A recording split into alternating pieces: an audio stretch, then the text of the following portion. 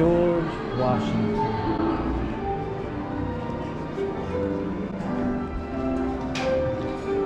Oh, you're gonna like this one.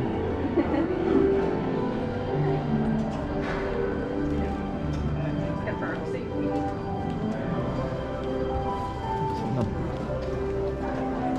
What do you want to turn the back?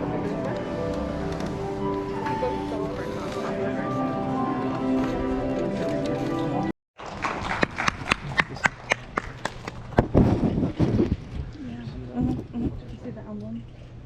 It's right in the middle. The emblem right.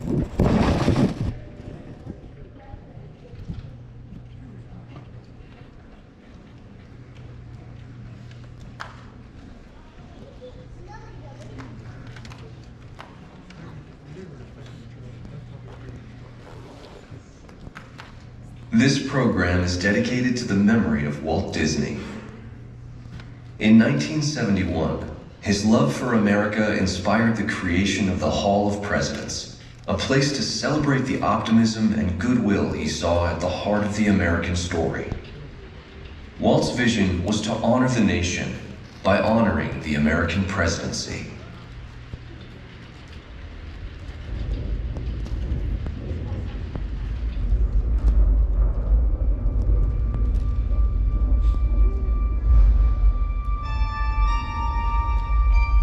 It is 1783, and the smoke is clearing in the wake of the Revolutionary War.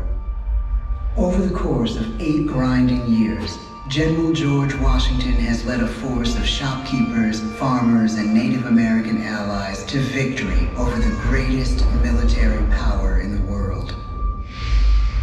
A new nation has been born, independent and free.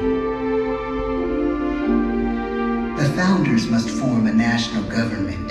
In 1787, through months of passionate debate, they create a written constitution. For the country's highest office, they imagine something new in the history of the world.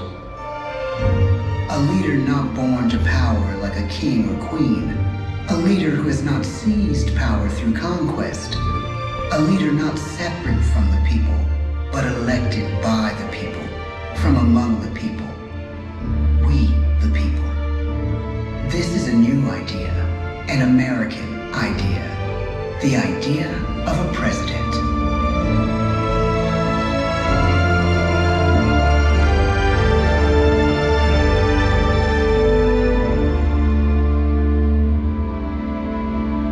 The people don't know exactly what a president will be, but there is little doubt who it will be.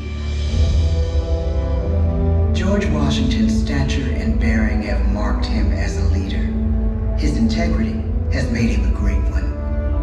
Washington knows that many generals who have led successful revolutions make themselves dictators or kings.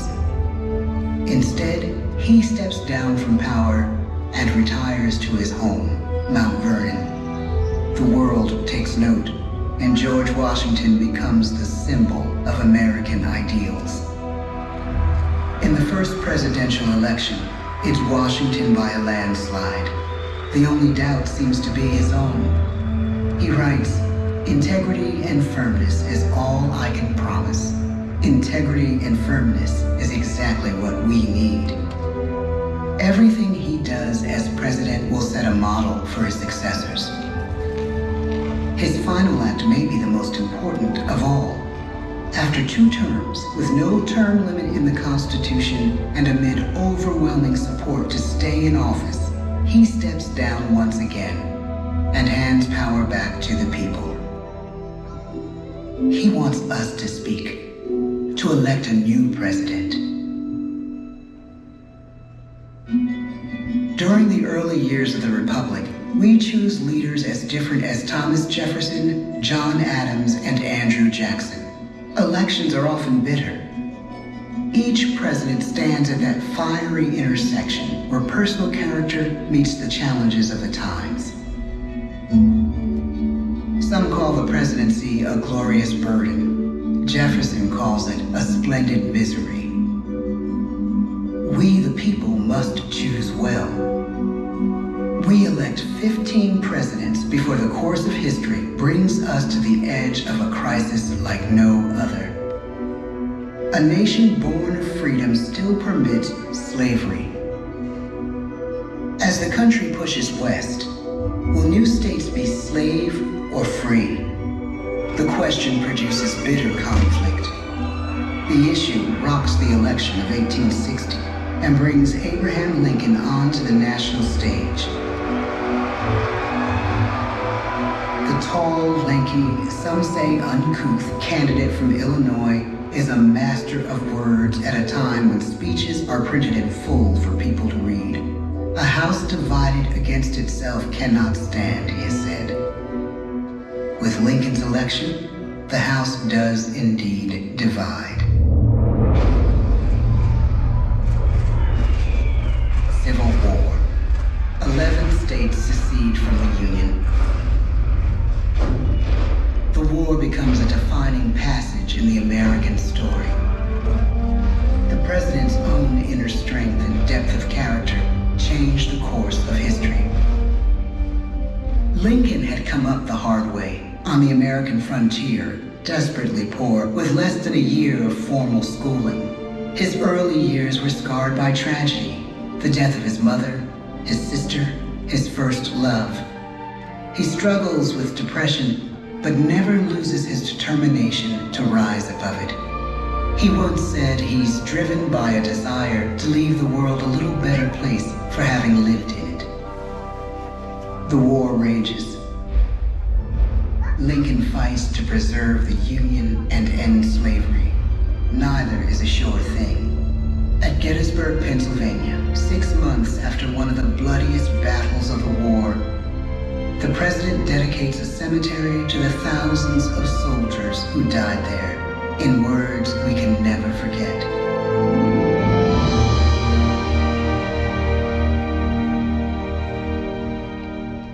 "47 years ago, our fathers brought forth on this continent a new nation, conceived in liberty and dedicated to the proposition that all men are created equal. Now we are engaged in a great civil war, testing whether that nation or any nation so conceived and so dedicated can long endure. We are met on a great battlefield of that war. We have come to dedicate a portion of that field as a final resting place for those who here gave their lives, that that nation might live. It is altogether fitting and proper that we should do this. But in a larger sense, we cannot dedicate, we cannot consecrate, we cannot hallow this ground. The brave men, living and dead, who struggled here, have consecrated it far above our poor power to add or detract. The world will little note, nor long remember what we say here, but it can never forget what they did here.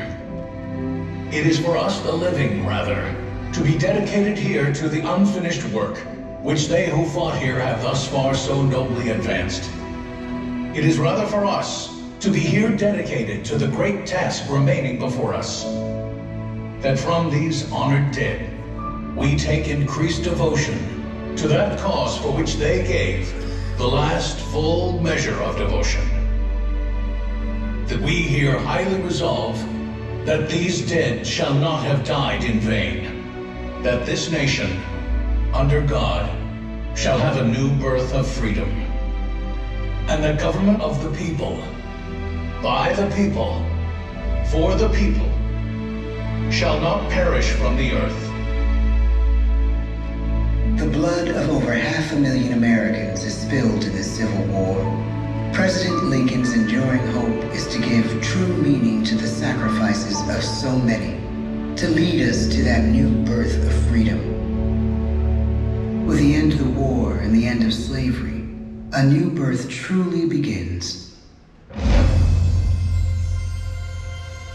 As we roll toward the 20th century, settlers roll west on wagon wheels and railroads connect the nation coast to coast. Millions of immigrants pour in from Europe and Asia. Population doubles. Our economy triples. Our standing among nations rises. We need presidents who can lead both at home and abroad. At the same time, a young Theodore Roosevelt is retreating from New York politics and personal tragedy. The death of his wife and his mother on the same day in the same house. In the Badlands of North Dakota, he rethinks his life and the life of his country. He returns stronger in body and spirit.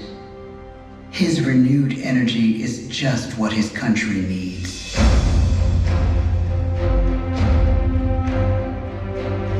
American industry is booming, but social tensions are rising.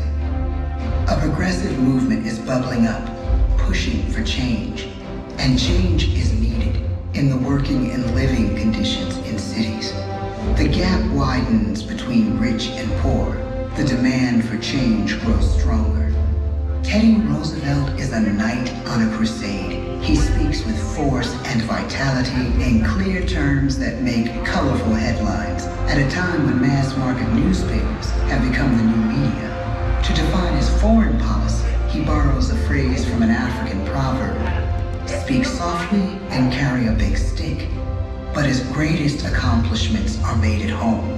He breaks up giant monopolies, protects workers' rights, and calls for a square deal for all Americans, rich and poor, capitalist and wage earner. Fair wage and a square deal for every man and everyone in the United States. He calls on America to be as great as the natural grandeur of its lands.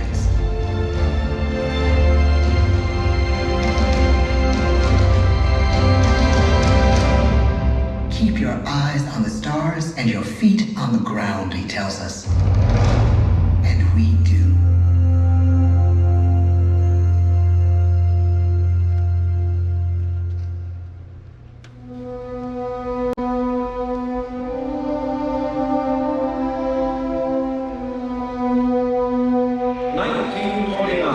The bottom fell out of the market.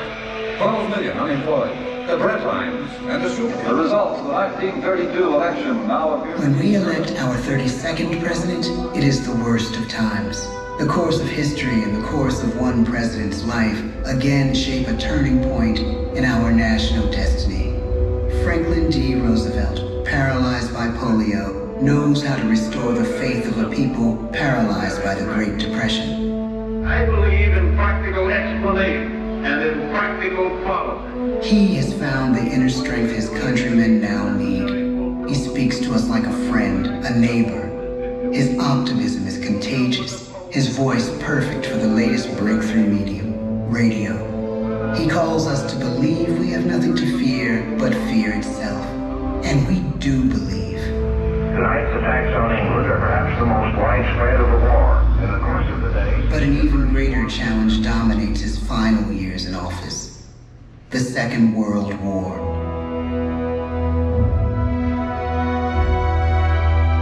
We must be the great arsenal of democracy.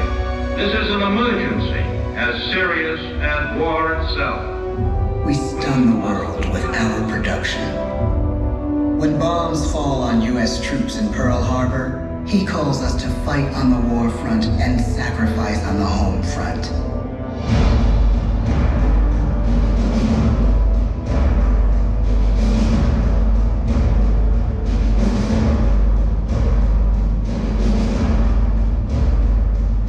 The harder the sacrifice, the more glorious the triumph. So spoke America in the year 1776. So speak Americans today. The world changes. The country changes. And yet, in one sense, what we need most from our presidents has never changed. A guiding vision that calls forth the best that America can be. Will outer space be developed for the benefit of all mankind? Or will it become another focus for the arms race?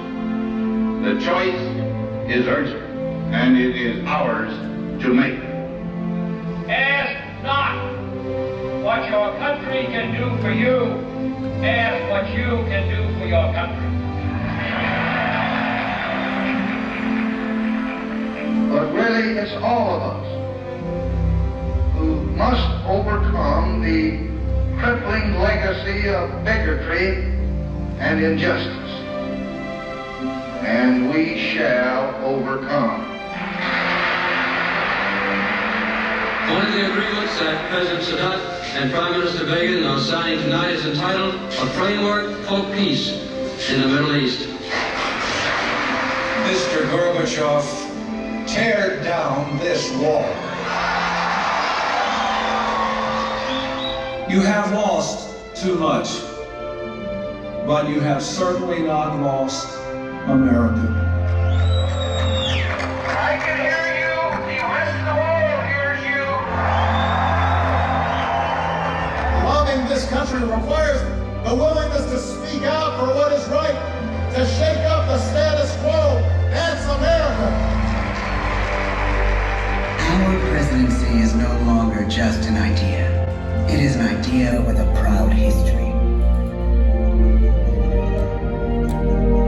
Ladies and gentlemen, the presidents of the United States of America.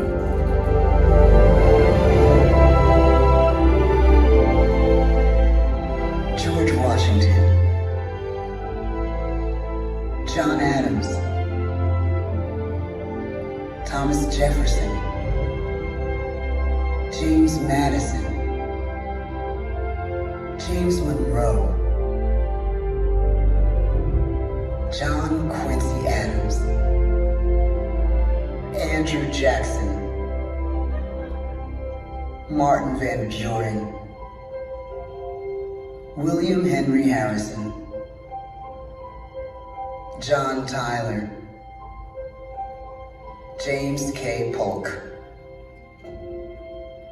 Zachary Taylor, Millard Fillmore, Franklin Pierce, James Buchanan, Abraham Lincoln,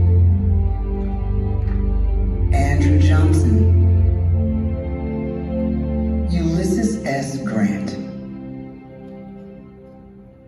Rutherford B. Hayes, James A. Garfield, Chester A. Arthur, Grover Cleveland, Benjamin Harrison, William McKinley, Theodore Roosevelt, William Howard Taft, Woodrow Wilson, Warren G. Harding, Calvin Coolidge, Herbert Hoover,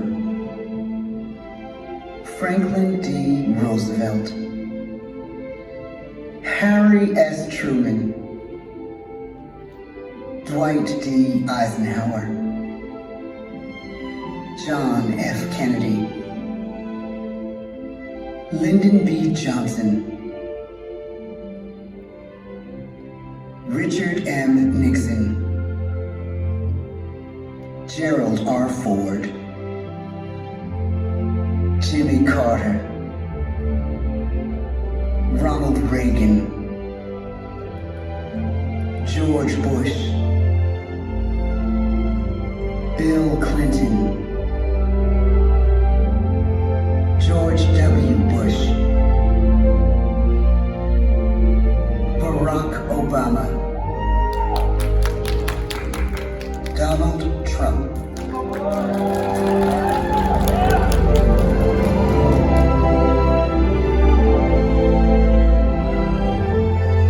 And now we come to the present. Once again, we place our trust in the idea of a president, as we have from the beginning. My fellow citizens, no event could have filled me with greater anxieties than that notification on the 14th day of April, 1789, that you had selected me to lead our nation. But it was with the confidence of my fellow citizens that I took an oath. 35 simple words that have been repeated by every American president throughout history. I, Joseph Robinette Biden Jr., do solemnly swear that I will faithfully execute the office of President of the United States, and I will, to the best of my ability, preserve, protect, and defend the Constitution of the United States. So help me God. The presidency of the United States is a role unique in the world, an office entrusted to each president by us, we the people. Therein lies the genius of that new idea, now over 200 years old. A new idea our presidents have turned into a great American idea again.